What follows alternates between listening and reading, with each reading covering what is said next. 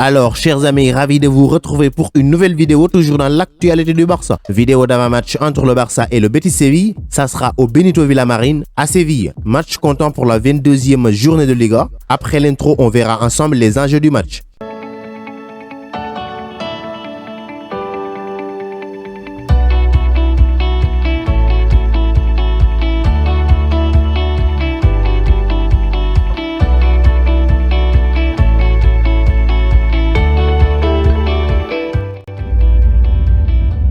Avant de commencer la vidéo, si vous êtes nouveau ici, pour soutenir la chaîne, il suffit de s'abonner, mais n'oubliez pas d'activer la cloche de notification, puisque sans la cloche, vous ne serez pas au courant des prochaines vidéos qu'on va publier sur la chaîne. Donc, veillez à cela. Alors, c'est un match qui intervient dans un moment où l'équipe va mieux, mais aussi dans un moment où un joueur reprend ses marques, et ce joueur n'est personne d'autre que l'ancien de la Real Sociedad, Antoine Griezmann. Après 1 an et demi de critiques, le Français a retrouvé la confiance qui semblait lui manquer depuis son transfert au FC Barcelone. Alors, comme en fin d'année 2020, le champion du monde français a débuté l'année 2021 d'une manière remarquable et détient des statistiques dignes des meilleurs en Europe. Bon, à l'image de toute l'équipe du Barça, Antoine Griezmann va mieux. En 10 rencontres en 2021, il a participé à 808 minutes de jeu, étant titulaire lors de 9 d'entre elles et a inscrit 6 buts pour 6 passes décisives. Il a donc été décisif 12 fois en 10 matchs. Pour le moment, personne n'a fait mieux en Europe. Pas même Robert Lewandowski avec le Bayern Munich, 7 buts pour 2 passes décisives en 7 matchs.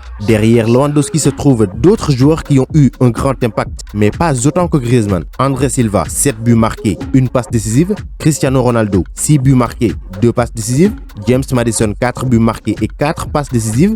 Jadon Sancho, 4 buts marqués et 4 passes décisives. Kevin Bolland, 4 buts marqués et 4 passes décisives. Ou Iker Muniain, 2 buts marqués pour 6 passes décisives. En plus d'avoir des statistiques impressionnantes, le Français a souvent été décisif dans les moments les plus importants pour son équipe, comme le mercredi passé contre Grenade en Coupe du Roi avec 2 buts et 2 passes décisives pour participer à la victoire de l'équipe du Barça.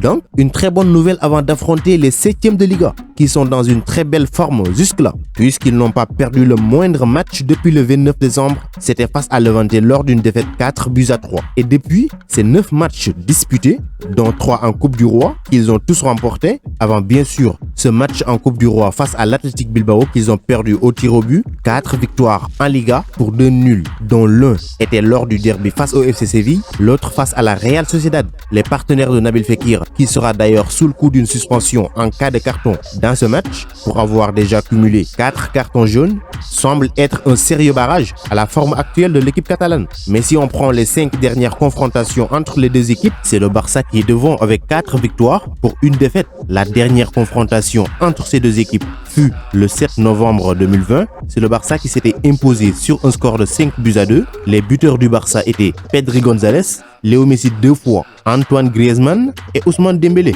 Antoine Griezmann avait même raté un penalty et c'était dans ce même match que Ansu Fati était blessé.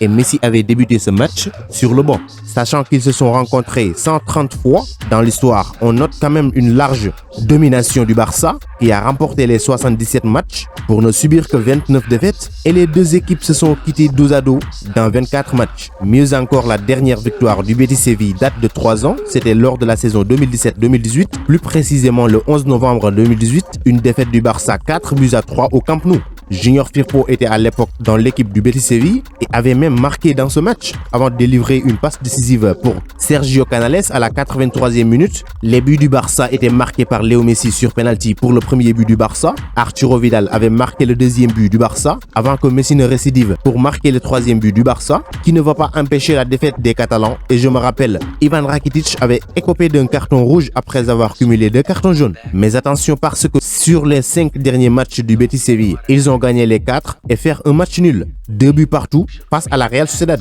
Côté Barcelone aussi, on peut dire que ça va mieux, surtout après cette victoire miraculeuse face à Grenade en Coupe du Roi, où l'équipe a montré ses autres facettes, le pouvoir de la gagne et de la réaction. Alors, étant mené par 2 buts d'écart jusqu'à la 88e minute, le Barça a su prendre les choses en main et égaliser en 4 minutes avec l'implication de toute l'équipe qui montre encore une fois que le groupe est soudé et prêt à travailler ensemble. La relation entre Griezmann et Léo Messi sur le terrain qui s'améliore de match en match. Alors, je ne parle pas de relation externe. Cette relation, cette connexion, ça va de mieux en mieux. Bon, on aura tout entendu, mais la réalité est que ça soit Messi ou Griezmann, aucun des deux ne peut partir sans l'autre. Seul point noir dans ce match, c'est la sortie sur blessure de Sergi Roberto. La blessure qui est apparue lorsque Sergi Roberto a quitté le terrain lors du match contre Grenade est maintenant une réalité. Le défenseur de Barcelone a des problèmes au niveau du recto antérieur de la cuisse droite. Selon l'ampleur de sa blessure, il pourrait être absent jusqu'à 1 mois et demi. Alors ça sera un coup dur pour lui et pour le club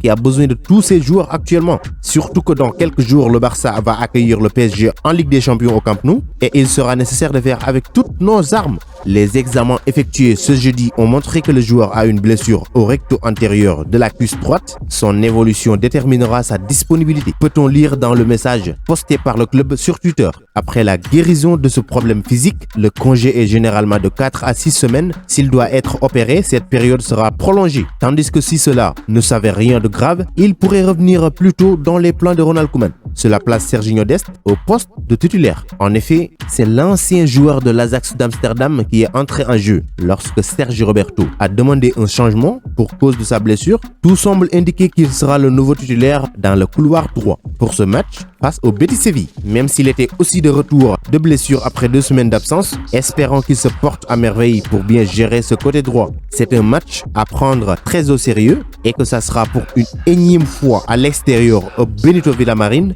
Donc le Barça n'aura jusqu'ici qu'un seul match au Camp Nou. Nouveau déplacement à Séville. Espérons qu'ils vont continuer sur la lancée qu'ils sont actuellement. Passons maintenant au 11 idéal pour ce match. Si vous avez aussi votre 11 à proposer, ça se passe dans les commentaires. N'hésitez pas à donner votre avis. Dans les buts, Marc-André Ter Stegen, en défense centrale, Ronald Araujo et Samuel Umtiti. Malgré ses erreurs lors du match passé en Coupe du Roi, je le préfère à Clément Lenglet puisqu'ils ont un point commun, c'est leur basse pointe de vitesse. Mais côté solidité, Umtiti est mieux dans les duels. Au poste de latéral, Jordi Alba à gauche et Serginho Dest à droite. Au milieu de terrain, Frenkie de Jong en pointe basse pour son apport défensif pouvant aider la défense. Riqui Puig à droite et Pedri González à gauche. En attaque, Messi dans l'axe, Ousmane Dembélé à droite et Antoine Griezmann à gauche. Donc c'était tout pour cette vidéo. Merci de l'avoir regardé jusqu'à sa fin. Continuez à vous abonner à la chaîne mais n'oubliez pas d'activer la cloche de notification. Je vous donne rendez-vous demain à 17 h pour une vidéo sur 2 jeunes qui évoluent avec le Barça B que sont Thierry Alba et Mateus Pereira. Vous êtes les meilleurs. Ciao, à bientôt.